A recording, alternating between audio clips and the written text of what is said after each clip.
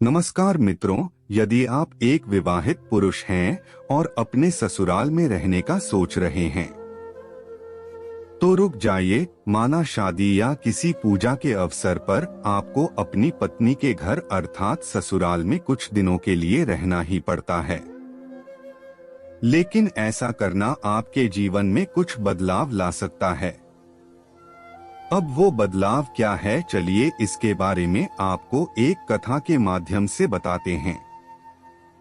यदि आप भी एक पति के ससुराल में ना रहने के कारणों को जानना चाहते हैं तो बने रहिए वीडियो के अंत तक। एक बहुत बड़े विद्वान थे, पूरे गांव में उनका बहुत नाम हुआ करता था। लेकिन उनके पिता कभी भी उनकी तारीफ नहीं किया करते थे, बस यह कहकर टाल देते कि अभी तो यह बच्चा है, कुछ नहीं जानता। एक दिन इस बात से परेशान हो उसने अपने पिता को कुल्हाड़ी से काटने का फैसला किया और रात में कुल्हाड़ी लेकर उनके कमरे के बाहर पहुंच गया।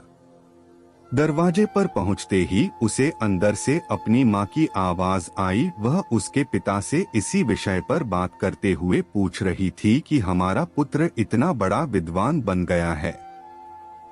पूरे गांव में लोग उसकी कुशलता की चर्चाएं करते नहीं थकते। फिर वो तो आपका पुत्र है, आप क्यों उसकी प्रशंसा नहीं करते?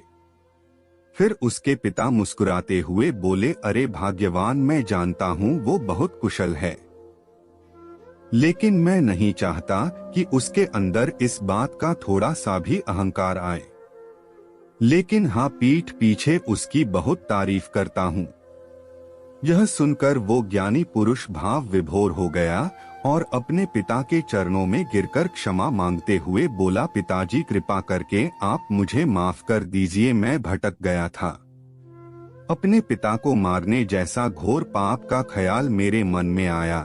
आप मुझे इस कृति के लिए सजा दीजिए। पहले तो पिता ने मना किया, किंतु बेटे के बार बार कहने के बाद पिता ने बेटे से बोला, बेटा चलो यह बताओ तुम्हारा सबसे ज्यादा सम्मान कहाँ होता है?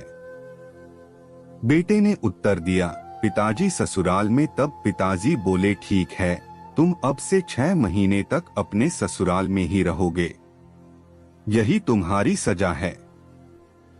फिर क्या था, वह ज्ञानी पुरुष अपनी पत्नी के साथ ससुराल रवाना हो गया। ससुराल पहुंचते ही उसे सब वहां देख काफी खुश हो गए कि दामाद जी आए हैं, उनकी खातिरदारी करूं। पहले तो उस ज्ञानी पुरुष के लिए तरह तरह के पकवान बनाए गए, लेकिन अगला दिन होते ही पकवानों की संख्या में कमी आ गई।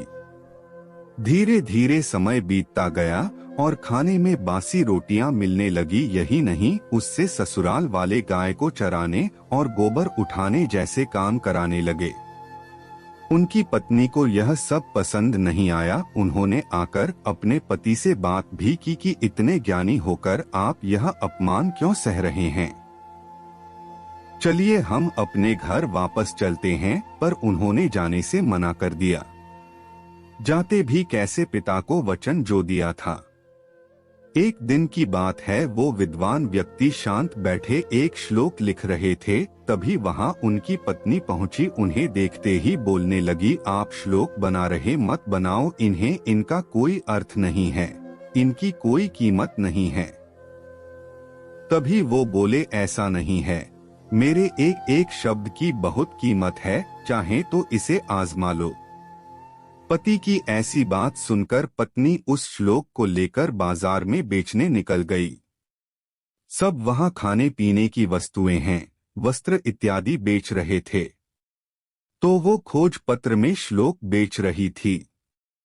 सब उसके पास आते और कीमत पूछते तो वह बताती 1 लाख स्वर्ण मुद्राएं। धीरे धीरे बाजार का लगभग सारा सामान बिक गया, लेकिन उसके श्लोक किसी ने नहीं खरीदा। तभी वहां राजा आया। राजा का यह नियम था कि जो भी सामान बाजार में नहीं बिका होगा वो उसे खरीद लेगा। तो राजा पूछने लगा, ये तुम क्या बेच रही हो? तो उसने जवाब दिया, यह श्लोक हैं जो मेरे पति ने लिखा है। राजा के कीमत पूछने पर पत्नी ने उसे 1 लाख स्वर्ण मुद्राएं बताया, क्योंकि राजा वचनबद्ध था। तो उसे वह श्लोक की मुहमांगी कीमत चुकानी ही पड़ी और विद्वान पुरुष की पत्नी इतनी सारी स्वर्ण मुद्राएं लेकर घर पहुंच गई। घर पहुंचते ही जैसे उसके सामने घर वालों ने वो मुद्राएं देखी तो सब फिर से पहले की तरह उस विद्वान पुरुष की सेवा सत्कार में लग गए और 6 महीने पूरे होते ही वह विद्वान पुरुष और स्त्री अपने घर वापस लौट गए। तो मित्रों, इससे यह साफ होता है कि यह दुनिया धन की सगी है। यहाँ कोई किसी का सम्मान नहीं करता। सम्मान करता है तो उसके पद का, उसकी संपत्ति और उससे होने वाले लाभ का। बहुत कम लोग होते हैं जो अपनी वास्तविकता के साथ आपको अपनाते हैं। इसलिए मित्रों, जो पति ये समझते हैं कि ससुराल में उनका बहुत आदर सम्मान हो रहा है, तो उनके लिए यह जानना बहुत जरूरी है कि सम्मान भी थोड़े दिनों तक ही होता है।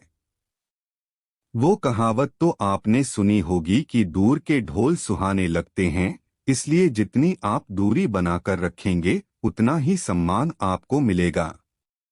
मित्रों, उम्मीद करते हैं आपको हमारी आज की यह वीडियो पसंद आई होगी। यदि हाँ, तो नीचे कमेंट करके जरूर बताएं और ऐसे ही धार्मिक और आध्यात्मिक जानकारी के लिए हमारे YouTube चैनल को सब्सक्राइब करें और वीडियो को ज्यादा से ज्यादा लाइक करें। पर फिलहाल आज के लिए बस इतना ही। इजाजत दे। आपका बहुत बहुत शुक्रिया।